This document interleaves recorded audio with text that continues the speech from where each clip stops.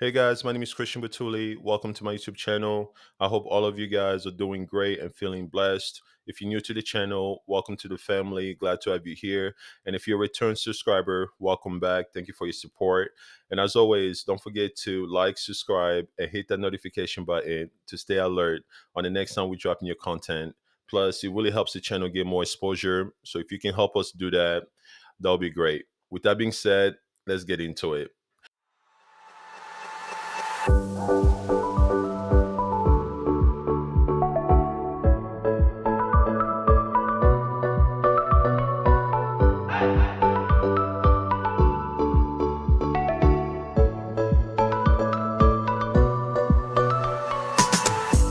All right, guys, in today's video, I wanted to talk about fear number five, which is the fear of selfishness.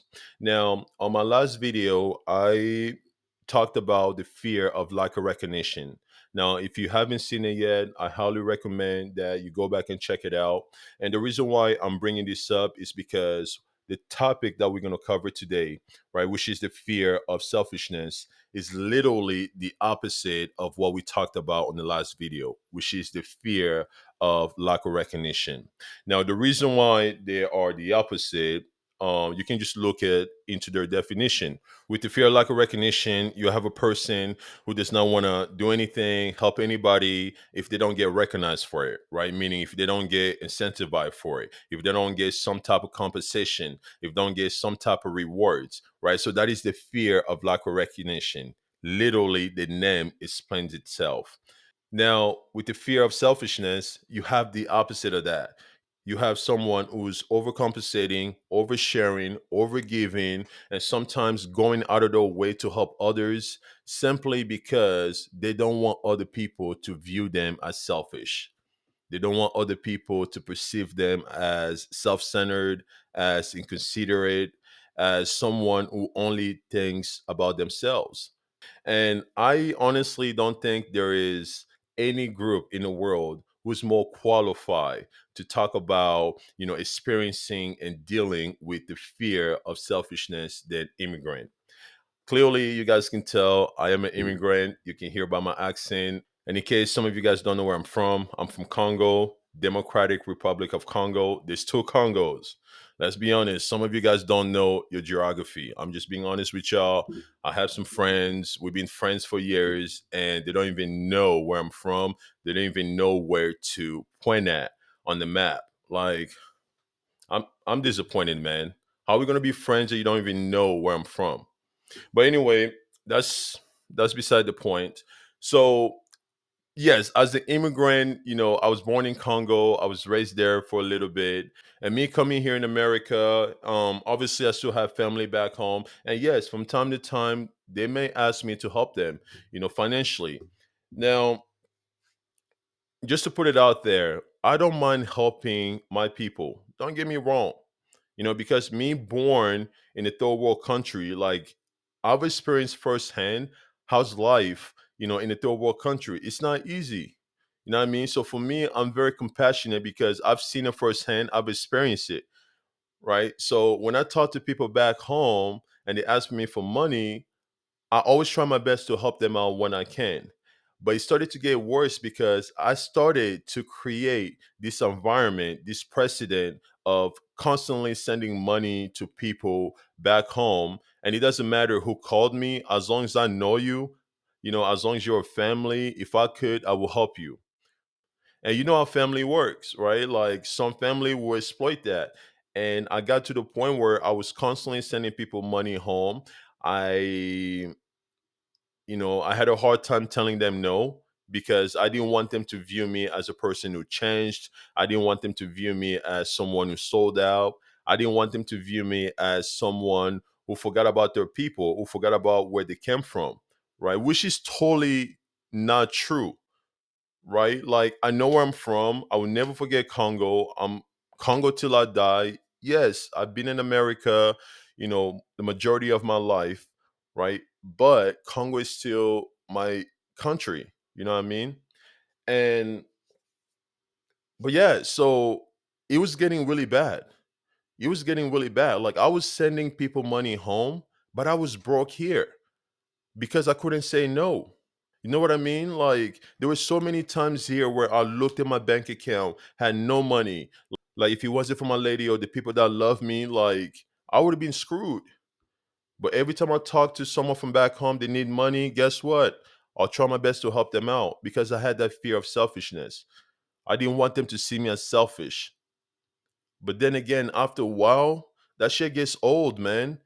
Especially when you have a family of your own. A lot of things change. After a while, like I got so fed up with it, constantly sending people money, and the day when you can't, and the times when you can't send them money, like that's when you're the bad guy. It's like they literally forget everything you've done for them right up to that point. And for me, I was just like, dude, I'm over it because at the end of the day, I have a little boy at home who's depending on me. I have a woman who's counting on me, right? So why should I be stressing? Why should I go in on my job, clocking 40 hours a week, right, to get paid, and some of it is going to people back home? Don't get me wrong, I don't mind helping. But also, if you're not smart, people back home, like just speaking from an experience as an African, like they will exploit your kindness. And that's how the world works. And it's not just from like Africans, no, it's everywhere. If you too kind, if you don't know when to say enough, if you don't know when to be assertive, if you don't know how to stand up for yourself, the world will walk all over you. People will take advantage of you. Always remember, givers have to set the limit because takers do not have one. So if you continue to give, you're going to continue to find yourself broke. You're going to continue to find yourself bankrupt, not just financially, but emotionally, physically. Like there's so many people out here that are immigrants that are sending people money back home, but they are broke themselves here. They can barely make the rent. And I was one of those people, I'm not going to lie. But when I became a father, when I became a family man, like things started to change for me. Because at the end of the day, I realized my only responsibility is my son and my family. Like, I don't owe the world anything. You don't owe anybody shit. The world is too big to say yes all the time, and it's too big to say no all the time. So you have to find that balance. Because when you're struggling, you find out real quick who got your back. Speaking from experience, out of all the time that I was in a really bad position and I needed help, the people that helped me were not the people that I expected. It's always the people that I did not expect. So don't get it twisted because you have a bunch of friends and you know everybody. Experience some hardship. That you're going to find out who your real friends are. So you have to be able to look out for your interests sometimes. It's not a bad thing. Yes, it's good to share, it's good to make the world a better place and make people's day, but you also at the end of the day, you have to look out for yourself because when you don't have it, like you can't expect other people to show up to your rescue. So you got to make sure that you're good, first and foremost. And I know there's a lot of people out there get guilt trip into, giving and sharing and stuff like that. Like I just want to tell you guys, you don't owe the world anything and you're not responsible for anybody's feelings. Like I used to feel bad if I don't do something for somebody, like it just breaks my heart. Because I hate seeing people vulnerable. I hate seeing people hurt. I hate seeing people in a very terrible situation. So if I can help, I can help. But I had to learn the hard way. People can sometimes exploit your kindness. So it's important to have a balance. And if you constantly worrying about, how people is going to perceive you, whether they're going to think you're selfish or not, maybe deep down inside you are selfish. Maybe you know it. Maybe it's something that you had to deal with in the past, or people called you selfish, or some of your family members or your friends, or maybe your parents were telling you all the time to share and not be selfish. I don't know. But if you're constantly worrying about other people, thinking that you're selfish, then you probably are selfish. Because at the end of the day, who cares what people think? Who cares, dude? Do they pay your rent? No. Do they love you? No. So do what you gotta do, man. F them people. F what they think. People will always gonna have their opinion. Like you can be out here do amazing things, right? Give to everybody, make people's days, buy people's stuff. But there's always gonna be certain people that's not gonna like you for some reason, and you never did anything to them. They're gonna hate on your swag. They're gonna hate on how you vibe. They're gonna hate on how you get your money. They're gonna hate on, your women, your family. Don't worry about that, man. You can't please the world, but you have to look out for your interests first. You have to. Like, don't get me wrong. I'm not saying to be selfish because I'm not a selfish person. I like to help people.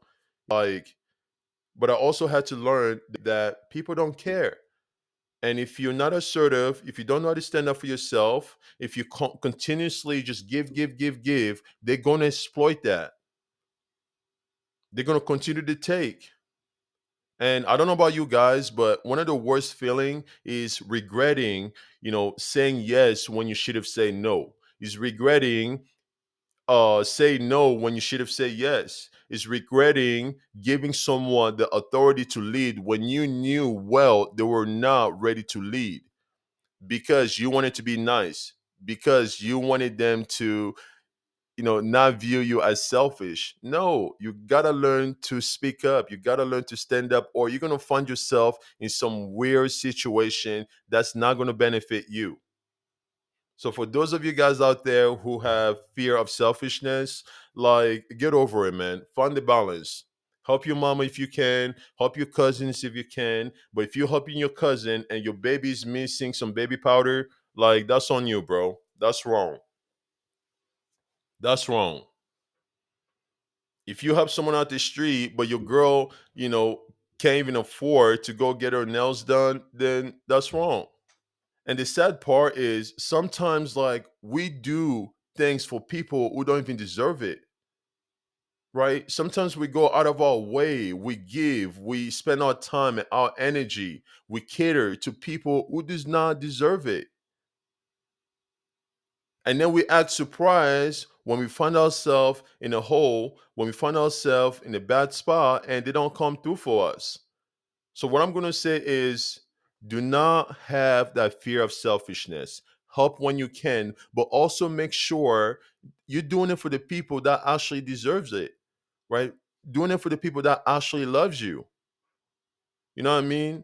Like, I just don't get it. I don't get it.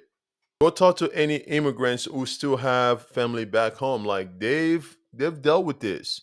And for me, when I started telling them, like, hey, I don't have any money, I can't help you this month, I just don't have that money. Guess what? The calls stopped. The calls stopped. They don't call me anymore. We barely talk. And it is what it is.